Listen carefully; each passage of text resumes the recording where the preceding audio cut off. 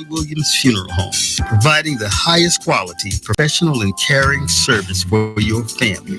Call Jeffrey Rhodes at 813-253-3419. That's 813-253-3419. Or visit him at 301 North Howard Avenue, Tampa, Florida.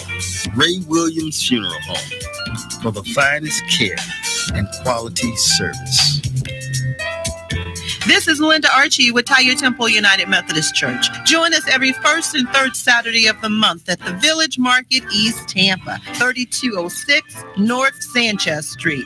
Free parking, free admission, fresh produce, live entertainment, vendor shopping, and delicious cooked food. Join us every first and third Saturday of the month, beginning June 22nd. For vendor information, call me 1-888-991-2502. See our ad in InTouch News or Florida Sentinel. Please call me at 1-888-991-2502. The Village Market at East Tampa, 3206 North Sanchez Street.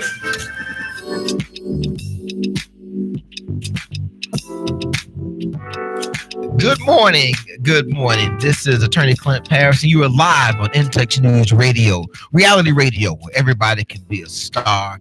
I am excited to be back in the studio with you now. Last week, both myself and Professor Tony Seabrook were out, and he is still out, educating the youths of America, formulating their minds and helping them develop into productive citizens. So he will be back with us next week, hopefully. But I'm in studio, and since I was out last week, I've got the whole room to myself. It's kind of like your parents going away for the weekend. You got the house. You can run around and get in the refrigerator and do all the kind of stuff. And some of y'all might even go in your parents' cabinet. I didn't do that, but I know some kids did that kind of stuff. But that's what it feels like when I'm in the studio, without him being here. I've got all the room I need to let my mind wander and go all over the place and cover topics that I think are relevant and impactful, and most of all, topics that I think or that might be interesting for you all to listen to. So, and of course, as always, this is a participation show. What does that mean? That means you, the listener, can participate in a lot of ways. You can call in. The call-in number is 813-444-9588. Now, y'all can imagine how tired I get every week of saying that number and over. So my regular listeners, put that in your phone somewhere. Save it as straight up the middle. Put it in your phone. Save it for straight up the middle. And that way, when I start rambling and I get off base, you don't have to send me that nasty email. You can just call in and correct me right in time, right on the spot. 813-444-9588. Now, also, in this age of technology, you can watch the show. Go to the InTouch News Facebook page, and you will see my face, which is an absolute face that is designed for radio. And you can watch there, you can make comments there. We just enjoy the opportunity of being able to participate with you on a Saturday morning. We know that you all have tons of things that you could be out and doing. I don't know what part of the country you're in because we're a national show. I'm down in Tampa, Florida. Don't hate me. But it's wonderful right now. And I know you hear about the hurricanes and stuff, but listen, you get plenty of notice and warning. You can go visit Uncle Jethro or Cousin Annie if there's a storm coming. But most of the time, we have some beautiful weather. I woke up this morning, DJ CEO, air is crisp and clear. It's about high 60s. Oh, man, I just stood outside and was taking it all in. It really was a beautiful morning. And this time of year is a really, really special and exciting time of year down in Tampa. And I want to take some personal liberty because it is when we do what's called the Power Couples Ball. Yeah, but I mean, it really is. And let me just say what it means to me. I'm at the age now, and I've been married long enough that I have seen a lot of relationships go sour. Wow. They just get stale. The routine of life can really be overwhelming of just getting through each day, turning that day into a week, a month, the years start to rack up. And people, they change, their spouses change, life circumstances change. And unfortunately, oftentimes their relationship just becomes stale, people become sour, and it falls apart. Yeah. And when it does, so many people are impacted. so many people beyond just those two people. You've got the extended families. You may have children. You may have careers. You may have businesses now that come apart and their families are impacted. You have issues within churches that are. So I'm so excited about the Power Couples Ball because it encourages so many people to stop for a minute and really rethink about themselves. And if you don't know about the Power Couples Ball, well, I tell you, better get to the In Touch News page, website page, intouchnews.com, and just look at some of the history there. It's a great event where couples and people in love come out and are encouraged to celebrate the love and support they have for each other and to reflect on the power that couples can create by being committed to themselves in long-term relationships. And it's a fundraiser. It supports scholarships. But most of all, I think it reinvigorates people into looking at their relationships and empowers them to be stronger together than they ever could be apart, Daryl. So that's one of the things I love this time of year. I would encourage anybody, if you're in the Tampa area and you've not gone to this event, forget what you may think about the idea of a power couple. This is about the power of couples. The power of two people combining their efforts together. You still in my speech for the night. Can't stop. You say a little bit. Because I want people out there listen and know about this from my perspective. I know you have your, but what it gives me, and I'm hopeful. I think of all the young couples. I think last year we had Professor, and he's going to be there again this year. I've got a couple of clients coming. People I know from in that room. I think there are people that may have been married very short time, months to weeks. And then you have people that have been married 40 and 50, 60 years in that room sharing with each other about the power of what couples can be. Now, let me tell you, you think, well, I got Valentine's Day. You can have Valentine's Day. Mm-hmm. And I'm going to tell you what Valentine's Day is. It's a day on the calendar. And I'll be honest with you. I may do a little something Valentine's Day, but I don't take that day, stand for a few moments with my spouse in public and reprofess my love and devotion to her the way that this Power Couples Ball creates that moment, which I think it can be such a boost to people to break them out of that staleness, to remind them why we even got together. Yes. We may be different people now, but that's why we got together. It's a great event. And I don't know, are we sold out this year? Is the event sold out this year? We probably got about 5 or 6 seats left. Listen, hey, look, if you dressed up real nice, I myself will go in the back room and get a chair, but and get you a seat. Make sure, because to me, and I've always taken this approach about good things. I would much rather have somebody in that room celebrating and growing from that moment than somebody outside the room whose life takes another direction because they couldn't get in. True. We should be in a mindset of inclusion of all the things we do.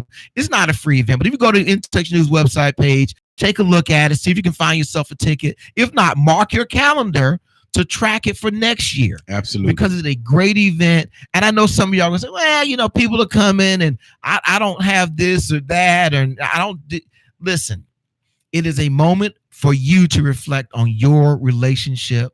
You may have that special person that you'd like to take in a different direction. It's a great introduction to that level of relationship.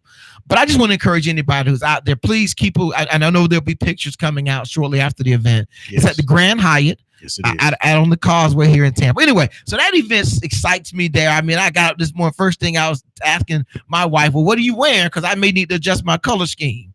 They'll switch it up in a heartbeat. Yeah. So anyway, so I want to open with that and just say I'm looking forward to the night, DJ CEO. I know it'll be a great time. It's going to be a great time. And just thank you all and In Touch News, yourself and Tammy for the work. I know it takes a lot of work. People sometimes think these things do themselves.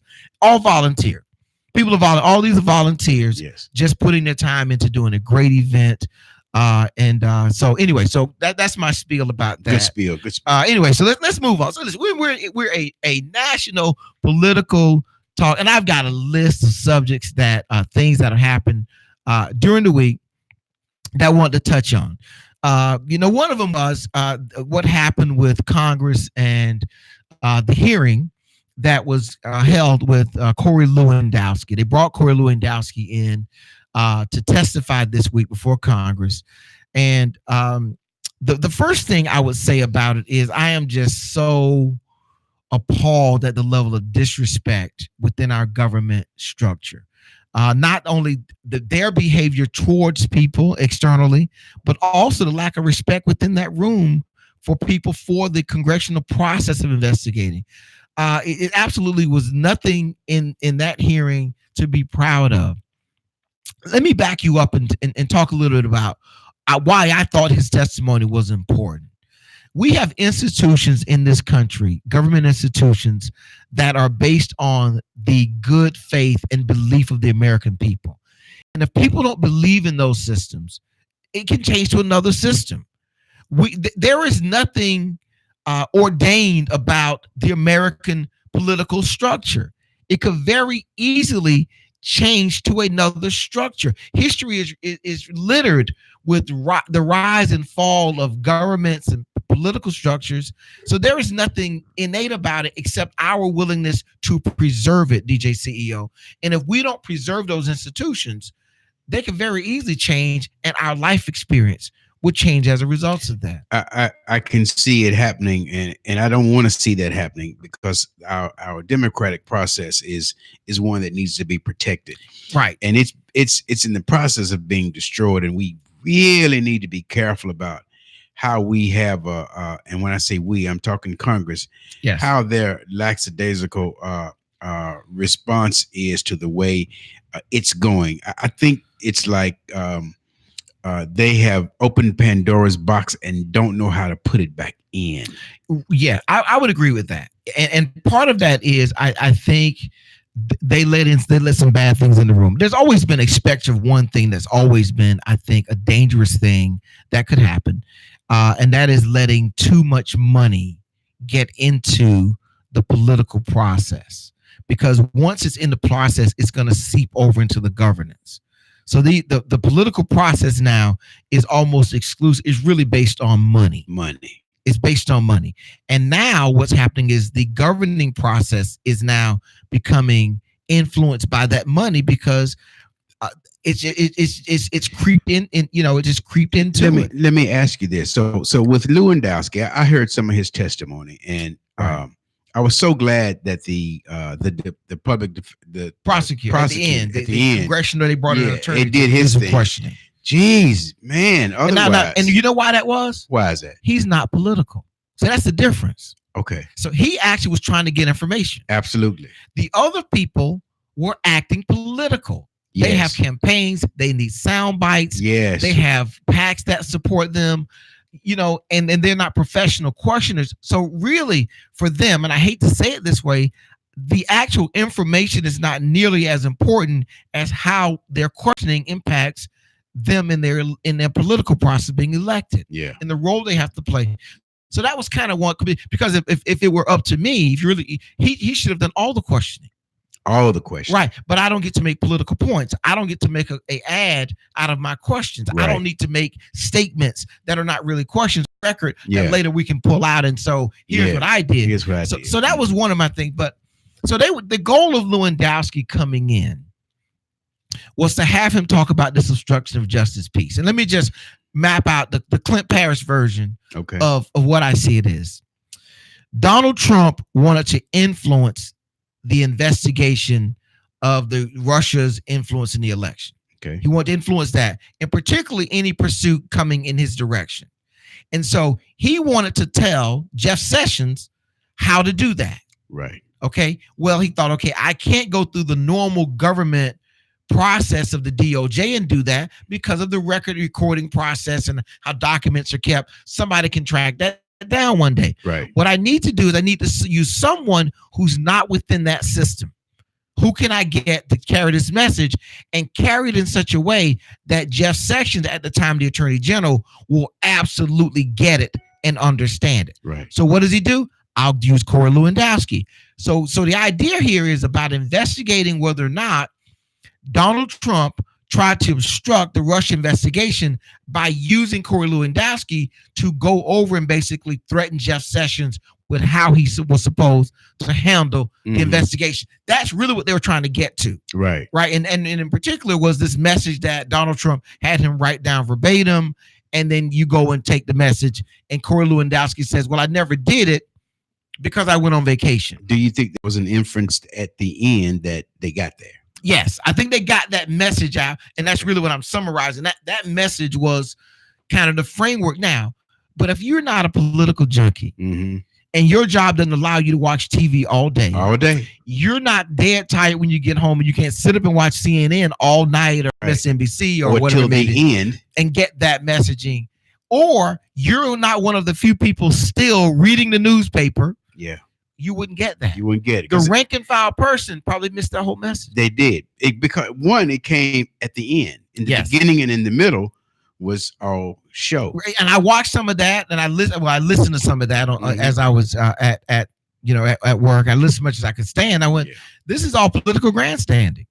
And it's unfortunate for Congress because it feeds into the American mindset that Congress is broken, that government's not working. Correct. And so that to me was, I thought, one of the most shocking things this week. And I think they need to go back. They need to rethink how the Democrats are going about this investigation.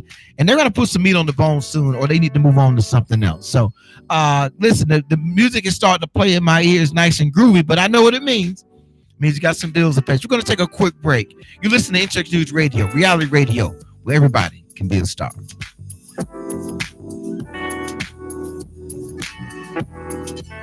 Hi, this is Dale Day. Join me every Monday at 7 p.m. for Jazz at Miss Connie's house, bringing you the smoothest jazz and the coolest guests right here on In Touch Radio.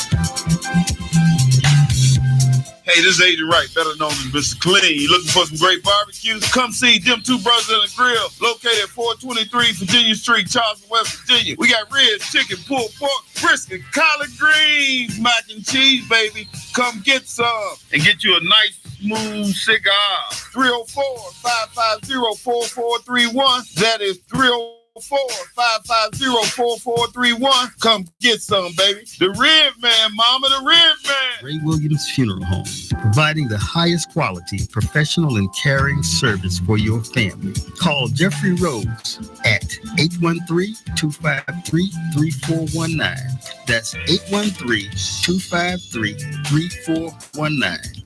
Or visit him at 301 North Howard Avenue, Tampa, Florida. Ray Williams Funeral Home, for the finest care and quality service. Good morning. We're back live here on Intouch News Radio, reality radio, where everybody can be a star. This is Attorney Clint Paris, and I am in studio by myself. If you heard the opening, my opening rant, I commented that when Professor Seabrook is not here, I feel like when your parents, when you were a kid, went away and left you at the house by yourself, you could just roam around. The big thing was getting in that refrigerator and the snacks, and you could do anything. I don't know about your house, but man, we get in that refrigerator, man, get me a piece of bologna, throw it in a pan, fry up that bologna, man, some ketchup on some bread. Ooh, my kids don't even know about that. When last time you had some bologna? I cannot remember. I cannot remember. Man, what's that like? Frying a piece of bologna. You gotta cut it. Now, some of y'all, Northerners may not know. You got to cut that bologna so it won't bubble up in the middle. It'll lay flat. Yeah, but you're gonna make a sandwich out of it. Gotta cut the bologna.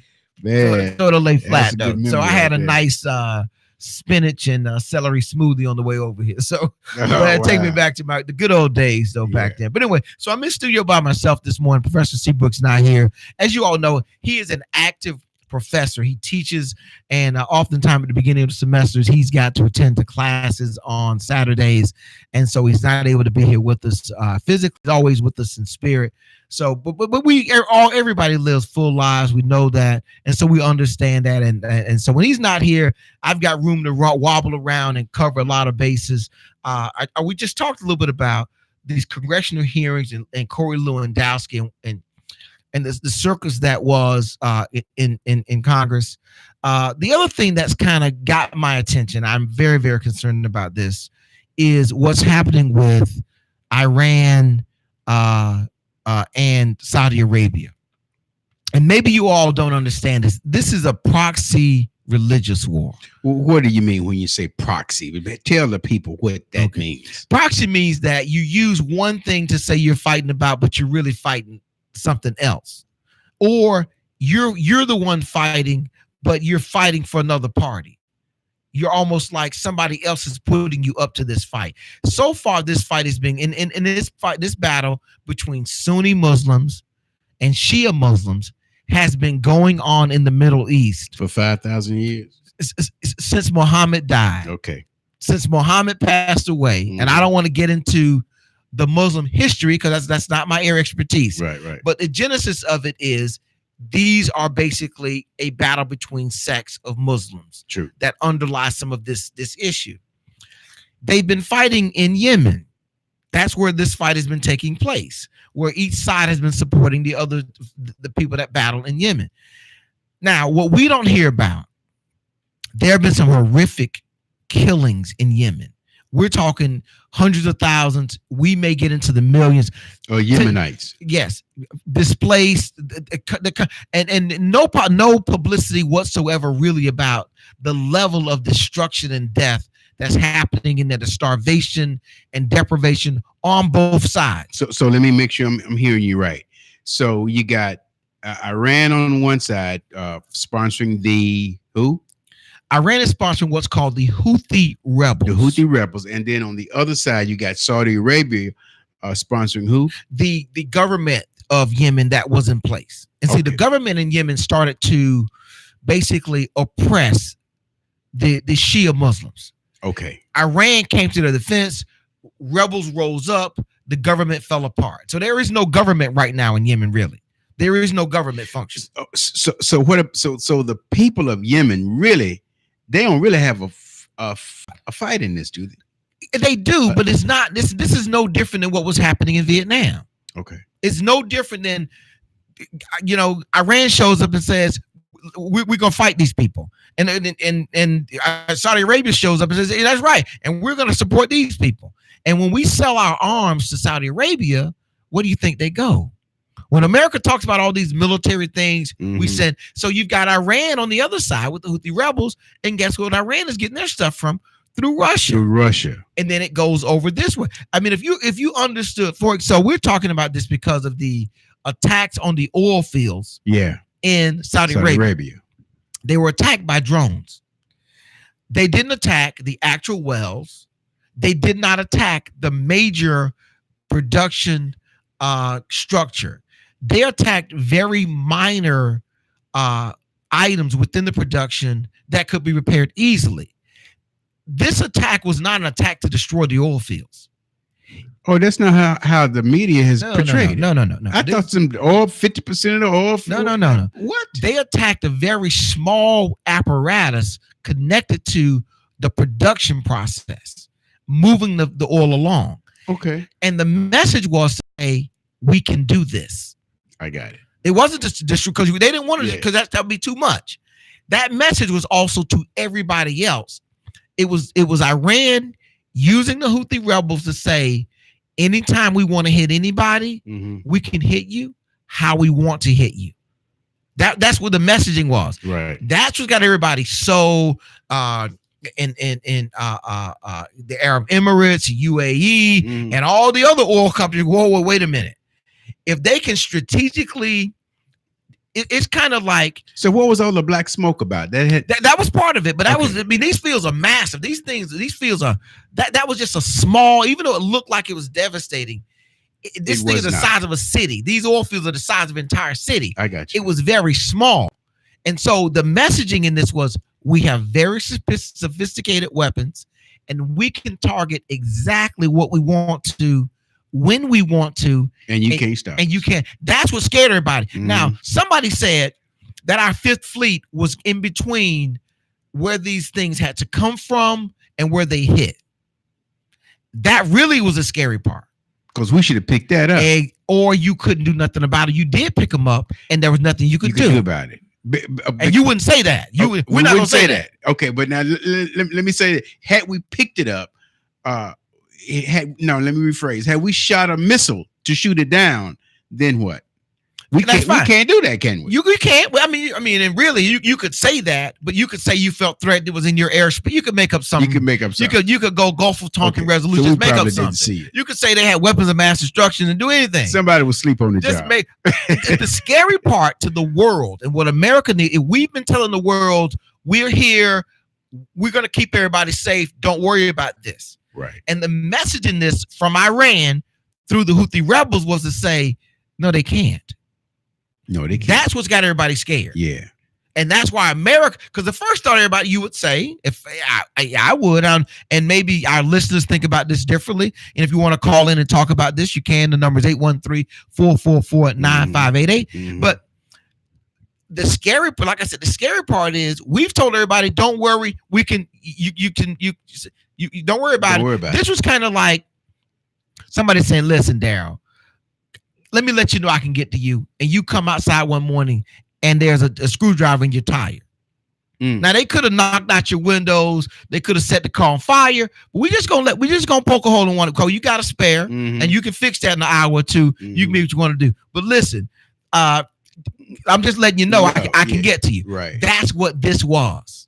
That's all this all this was a message of our level of sophistication from Iran using the Houthi rebels. Have we determined without a doubt that it's that it was them? That's where we think the Fifth Fleet comes in.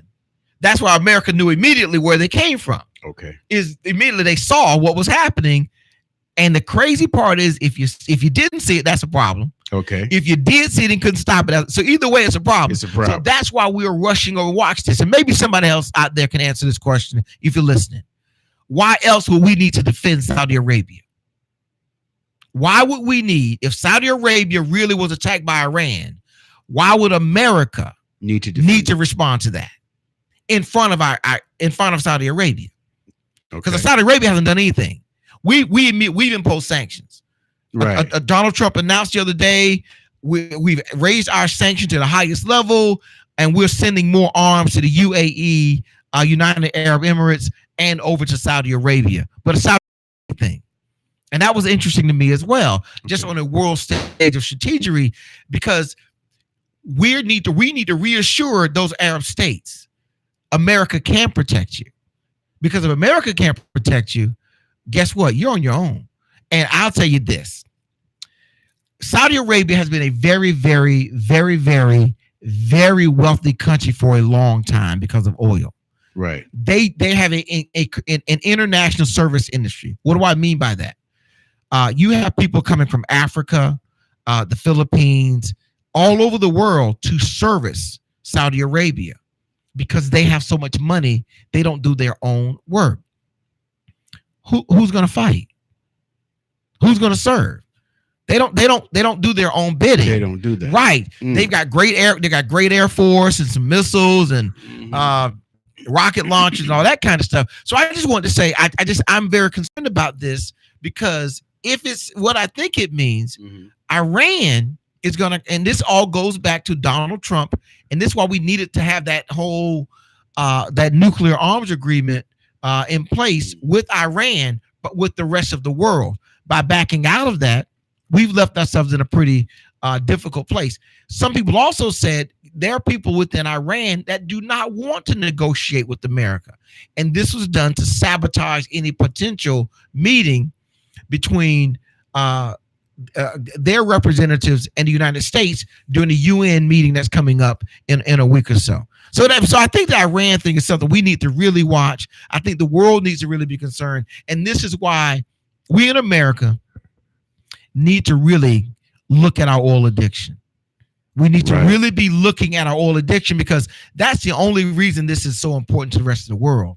If we cared about people dying, we do something about Yemen. We do something what's happening in Africa. There are people in the various, we do something about the people the dying over in India. We really would address those issues. But the world, America in general, has shown a great tolerance for allowing people to die simply because other people did not see their value. And this is a reflection of it to me. We're there because of the oil prices. We're there simply for that reason. And I just think that it's something we need to be really careful about because, and also if we cared about that, we would not be in the position we are going in Afghanistan. And that's another topic I think that's really just, if that again looks identical to Vietnam.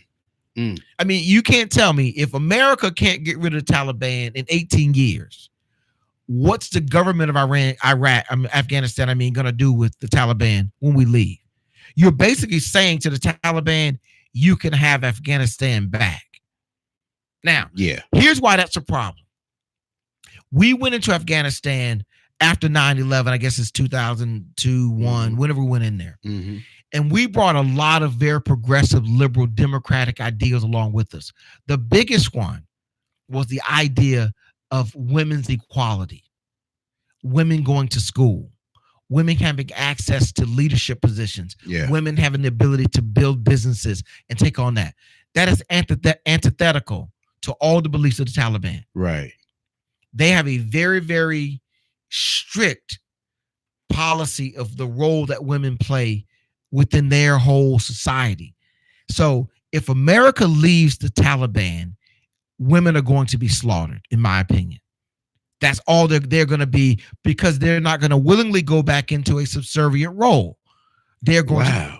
And so that to me is also a cornerstone of this. But if you leave, I think 50 people or so were killed like yesterday. They are now on every 2 days having massive suicide bombings in the center of Kabul. Every day since this whole negotiating kerfuffle with whatever it was with Donald Trump fell apart. Somebody Google that. But since that whole thing happened, they've gone on a series of bombing campaigns. And basically Donald Trump had already conceded. This is why he wanted to get rid of his national security advisor, John Bolton. Right. Because Bolton was like, telling him, you can't do this. You think there was a slaughter in Vietnam when America left. This is going to be, and now we have, the internet and social media and and that was really why he had to leave. He said, look, and you can't bring these people to Camp David, not on the anniversary of 9/11. Why would he do that? He has no perspective of world history. Who suggested that to him? He probably suggested it. He probably could care less. And that's the other thing about him as if you don't know history is a beast, because it's always coming back around. And if you don't know it, you'll repeat it. And he because he just is not a well-read person, he walked right into that. And because of his personality, to stay in his good graces, Daryl, he's one of those people you have to give adulation. You have to treat like you're very smart. There's a in the risk of getting in trouble, there's a radio talk show that comes on daily across the country, where people spend the show talking about how great the host is. The co-hosts do. All they talk about is how great the co-host is. When I hear that from people, that says to me that there's something very thin holding that person up. Right. If you've got to be, people have got to boost you so much. So Donald Trump cannot have people who truly dissent around him. He definitely can't have people that are smarter than him around him. He won't tolerate it. No. And so you've got people, when he says something, they know, okay, we got to support this and let it fall on its own, and that way it won't look like it was us. John Bolton wouldn't do that. He's a real statesman. He's been in government for most of his career, and so he wouldn't do that. So I think that's why that thing with the Taliban would even came to, because he was looking for the splash. One of the most iconic moments in American history is Jimmy Carter, Anwar Sadat, Menachem Begin, the handshake at Camp David, right? And the great statesmanship of Jimmy Carter, who's still around and trolling Trump on occasion. He's looking for a moment. He thought he would get that with Kim Jong-un. Cool. He thought that it didn't happen. So he's looking for that kind of historic breakthrough moment where the world changes because of his statesmanship. And this is what he had. So I just think it was just a horrible way for him to have acknowledged the 9/11 moment. But again, in his mind, he sees that as America's failure. See, Donald Trump sees 9/11 less about America being attacked and more about the leadership of America being asleep at the wheel. And so you all weren't as great as I am. That's why I'm here cleaning up your mess. That's kind of how he kind of looks at this. Yeah. And so for him, he does not see the solemnness of that moment. He's made up things about it, how he saw people dancing in the streets and other things really relative to that, just because it fits his mindset of what he would like to have happen. But listen, that's what's happening on the international stage, and we can sit here and rumble around all day long talking about that. But let's do this. We're going to take a quick break, and what we're going to do is we're going to come back and talk about some local stuff. And let me give you a list of things that we can touch on. Generally, the polls. Elizabeth Warren still making moves. Kamala Harris falling. And Bernie going stagnant. Listen, it's In Touch News Radio, reality radio, where you can be a star. We'll be right back.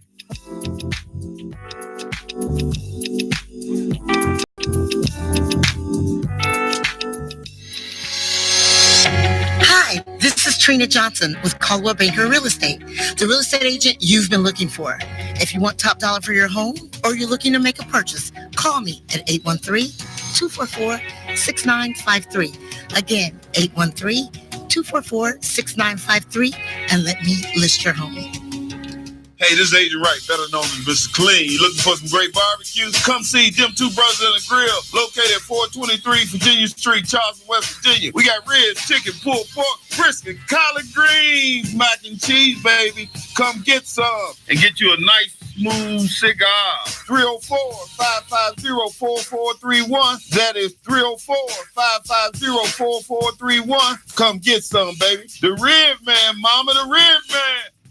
Hi, this is Dr. Veronica Walters, also known as Dr. V, the head of school at the Walters Academy for Entrepreneurship, a place that we like to call The Way, where we're educating today's youthpreneurs to be tomorrow's billionaires through social entrepreneurship. Do you have a student who's bored, frustrated, gifted, inquisitive, creative, business-minded? Then maybe you need to check The Way out. Listen, we have an educational platform that allows for individualized instruction.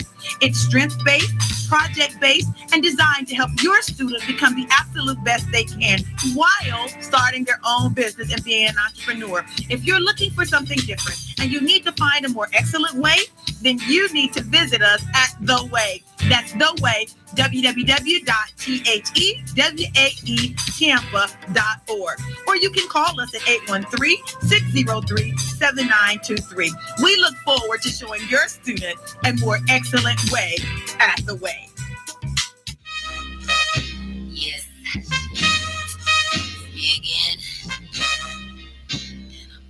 All right, we're back live here in Texas News. A little TLC there for you. Taking us back a little bit. I would like to hope I hear some of that tonight as we go out and celebrate the Power Couples Ball. Listen, I feel for y'all. If you don't live in Tampa, and how about this, y'all? The Power Couples Ball. If you were booked for the Power Couples Ball, and I know a lot of people listening are, hopefully you got yourself a room out at the Grand Hyatt. There are special rates. You can book yourself a room, make it a full weekend and affair, and really refocus back on the couple that you are, why you're a couple. Take a moment to push aside all those things. We got about 40 rooms up there. Wow. Yeah. Get out of here. Mm-hmm. Yeah, we weren't able. We've got some child commitments to deal with back at the house. We did it last year, Darryl. It was beautiful. It was great. It was great. It's always great. It's a great event. It's a great moment. I just commend In Touch News and yourself and Tammy for putting this event together. If you didn't hear the early monologue, I talked a lot about the Power Couples Ball. It's tonight, the Grand Hyatt here in Tampa, Florida. It's a big fundraiser, one of the major fundraisers we have. It really kicks off the fall celebratory season, and it starts to get people into the mindset of what we have in our area.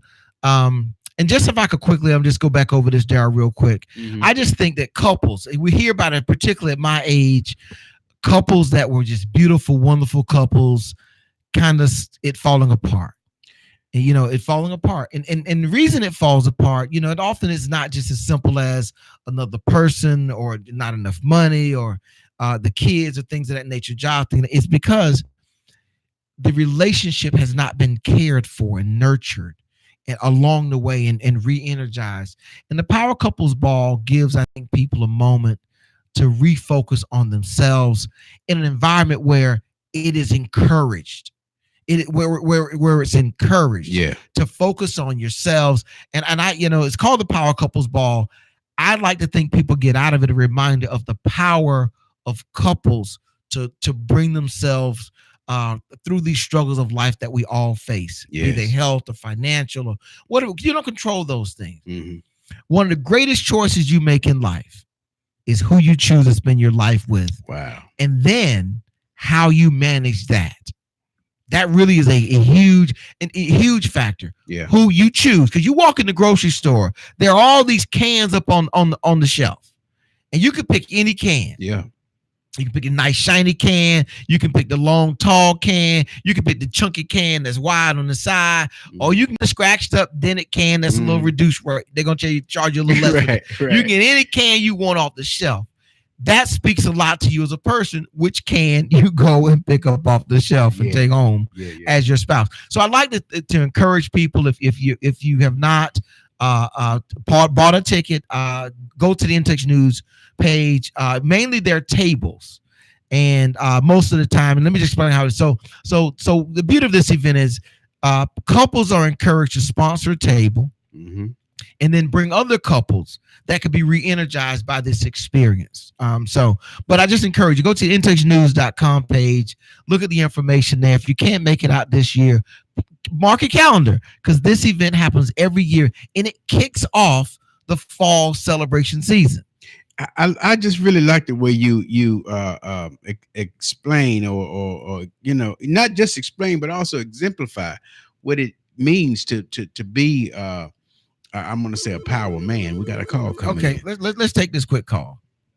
Good morning, caller. You're live on InTouch News Radio, reality radio. What's your name? Where you calling from? Good morning. This is Carl calling. I couldn't miss the call this morning. How you guys doing? Are we doing good? You know, your ears must have been burning, because on my lips I was about to get to your man. And for our listeners out there, this is Carl. He's professed to be a trucker on the road. There has been a horn or two I've heard from that truck, so we'll leave that where it's at. But I heard he was just driving a pickup truck around Tampa. That's what I heard. With a little horn. But anyway, Carl, but he's one of our regular callers, Carl. So I was just about to get to your man, Biden. Still polling strong at 30. Mm-hmm. They say that his strength of his polling numbers, Carl, is based on the black vote. Do you agree? Well, I don't want to get into your racial demographics, but do you agree with that that's the foundation, the strength of his vote, his support right now? Yes, it is, because the connection with President Obama. A lot of people want to see right his connection with Obama, whatever. Definitely, but you know, by them, you know, throwing mud at it and then taking off his message or whatever, that's what's making him slip a little bit. And Elizabeth Warren, with her staying on topic and really and presenting herself as a reliable politician, as one that can get things done, and that's her message. Her message is that I can get these things done. You know, I'm the politician that you really need or whatever. I know we got some adversity here, but I'm the one that can straighten things out. Joe Biden is just like he's distracted. I don't know whether he's afraid to really commit himself to some of the topics, like for the injustice in the black community. Well, let me ask you this. Right. Let me throw this. Okay, so we've got, here's some numbers. So everybody, if anybody's listening, and these are from Real Clear Politics, and it's a poll of polls. So we got Biden at 30%, Warren at 19%, Sanders at 16%, Buttigieg at 6%, Harris at 6%, O'Rourke at 3%, Yang at 3%, Cory Booker's at 2.8%, Amy Klobuchar, she's at 1.6%, and Gabbard is at Gabbard is at 1%. Now, here's my theory about why you don't hear much on the edge Biden. Biden is just kind of keeping it in the middle of the road, playing long ball. He doesn't need to win a weekly poll or not. He needs to get to South Carolina. He doesn't even need, I don't think he needs to win Iowa or New Hampshire. He needs to get to South Carolina, because once you go south, there's a number of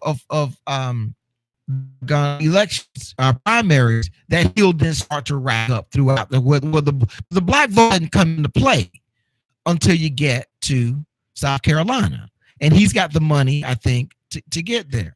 Let me ask you, Carl. You mentioned something about Warren. She's rising. Why has she gone past Bernie Sanders? Because they're both in that progressive lane. Why has she gone past Bernie Sanders?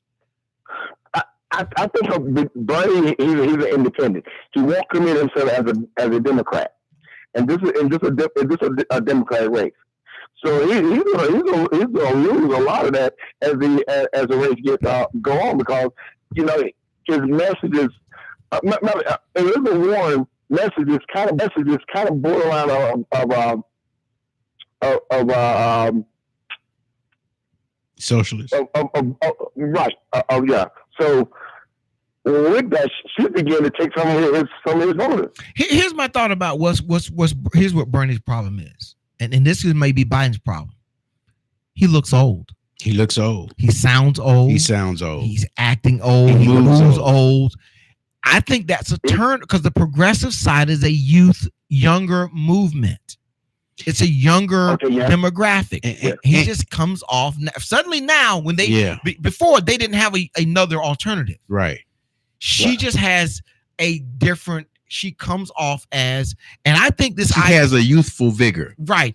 Her idea of not taking large donations. That's another good thing. And I believe that Bernie is going to feel the sting of him not supporting Hillary. Yes.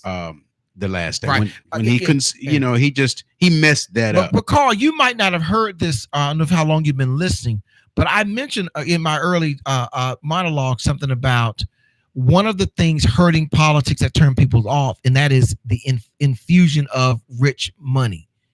And Elizabeth Warren is antithetical to that. Yes. She's doing something else that is exciting to people.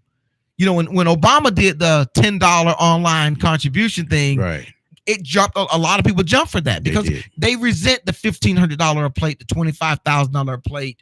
They resent those events, and I think that's probably.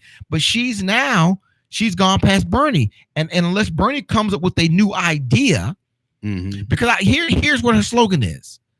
I've got a plan for that. See that right? I've got a plan for that. Right. I got a plan for that.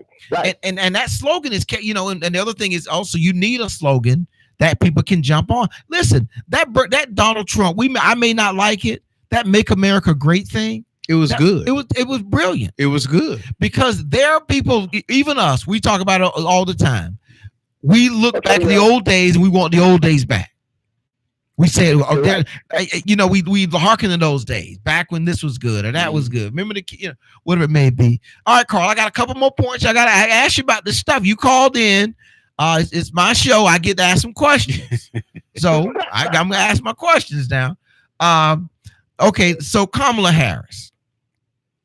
Why have African-American voters, particularly African-American women voters, not come to her side of the campaign? Why is she not polling stronger? Says she's I'm looking at Real Clear Politics. They have her at 6%. And as I was coming in, I was listening to a broadcast that said she's polling behind Andrew Yang in California.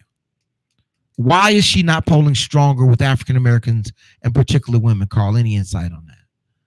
Because they don't think that a black female has any chance of winning in this white man society. You think? I think definitely, yeah. I mean, it's you hear them it's said here and there, but they're just not ready for a black woman to be president, maybe vice president, but they're not going to put a black woman over a white guy. That's just not going to happen. Well, hold on now. Hillary Clinton did very well with black women. She didn't do as well with black men, but she did very well. But she's white. Okay, so you're saying that because she's black, that's what's keeping her down. Because she's black. Here's what I think. Go ahead. Right. And she's biracial. Here's what I think is hurting her. I think she comes across as too much of a politician, too calculated, too strategic, too polished, and less in the moment. She's not pandering. Right, but it's almost, it's like she's created a character to run for office, and she's in that box, and she doesn't break. There are very few authentic moments, I think, where, and this is one of the problems I thought Hillary had also is, watch me. This is the word I'll use. She seems to be on her game too much. That's it. She's always in character. So you don't think black women don't believe that she's not sister enough? Right. Okay. Now you take a darker skinned female that has a little bit more credibility. That has that. Whoa! I think you just pulled the scab off. He did. Are you coming? Are you? Wait, hold on. Are you opening the door to discuss the internal racism within the black community between light skinned people and dark skinned people? That's what he just did. Is that what? That said it.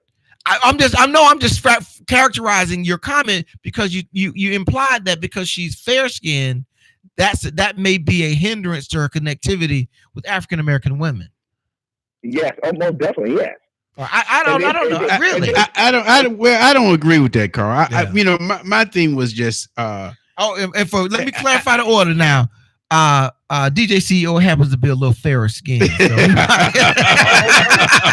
he wants to speak on behalf of the light skinned brothers and sisters. I'm speaking on behalf of the light skinned people out there. So, I don't think color of skin has anything to do with whether or not they are meeting the sisterhood criteria. I just want to make that point. You're right about. You're right about that, DJ CEO. We know that exists in our community. I think we've grown a lot, and as in society's awareness of the racism, innate race. What do they call them now? Inherent racist tendencies we may have. Some people may not be that sensitive, but anything's on the table in politics.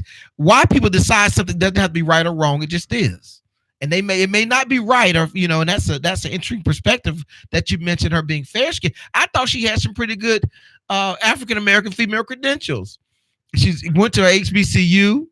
She belongs to an African American sorority. She's but for some of the prosecution criminally in California, I thought her number. She was. she was enough.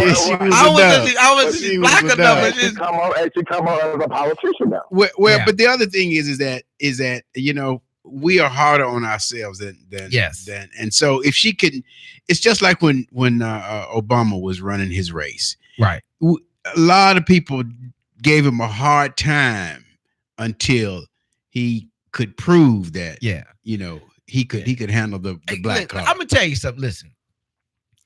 I don't know if there's going to be another politician ever that gets a moment like Barack Obama. Like Barack Obama did, to stand in a church and break out and start singing Amazing Grace.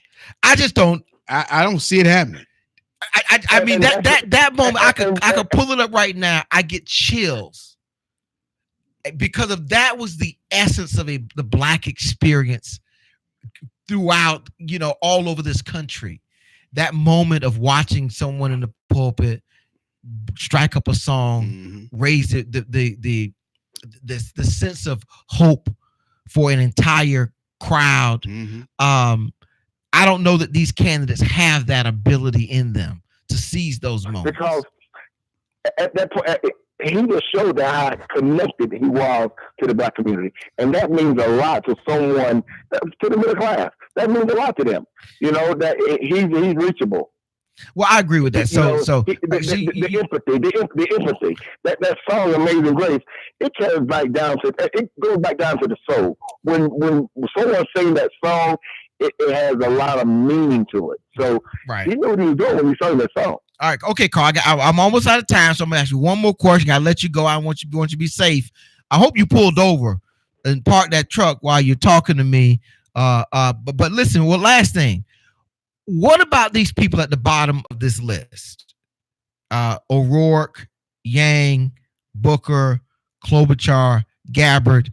I will say de Blasio and the rest of the crowd, but de Blasio already dropped out of the race. Right. Is it time for those people to drop out of the race? Yes, I think most definitely, yeah, because they're really, they're really stirring up a lot of stuff. It's a big distraction or whatever. Yeah. And I think in order to galvanize or whatever, you gotta cut, gotta drop some of the weight off.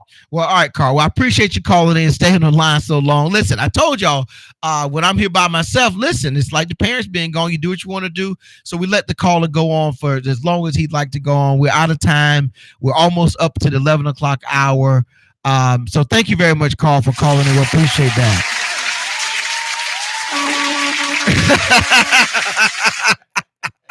He had his horn going. That's all right there. Wow. I would like to see the race thin itself down. And I think that I heard the Democratic National Committee is looking at increasing the criteria to cut it down some more for the next debate. That's at least so people can have a more meaningful discussion about the debate. I think that if I'm paying attention to what's happening here, this is turning into a Biden-Warren race. And as the other people's numbers are dropping, I think Warren is picking up those votes, that support. They're coming to her side. And I think Joe Biden, hopefully he's got, he's just waiting to get, we get closer to put more impetus into what needs to be done to get his campaign going, at least so that we have a very robust debate. Okay, so quick question: does Warren have the cojones to handle a Trump? I think she does, because he's been attacking her for a very long time with the poke on his thing and all that stuff. He's been attacking her, but I think, and this is something that's interesting to me. Barack Obama tapped into disenfranchised people in the Democratic Party, and he ran around Hillary. That's how we got where he was. Donald Trump did the same thing. He tapped into disenfranchised Republicans, people that felt left out, that weren't included, what he would call the poorly educated, which I don't mean they're poorly educated people, but they're your working class people that are just trying to get by and survive and feel left out. Warren has not been able to do that. And that's going to be her battleground. She's got to tap into that. An analysis of her campaign when she ran for Senate, she had a very educated and elite group that supported her. It was not working class. And now to show up and start talking to those people may be a problem for her. Now, here's my thought. There can be a Biden-Warren ticket for president. America would tolerate that. America would like that. A Biden-Warren ticket. A Biden-Warren ticket. There could be, I think, a Biden-Harris ticket, I think. But if it's Warren that gets that vote, she's going to have to pull in somebody like a Buttigieg or somebody who can connect with people, because they themselves are in a group of minority status and they have an insight into how those people function. And people, hey, you're suffering your suffrage. I'm going through my suffrage. I identify with that.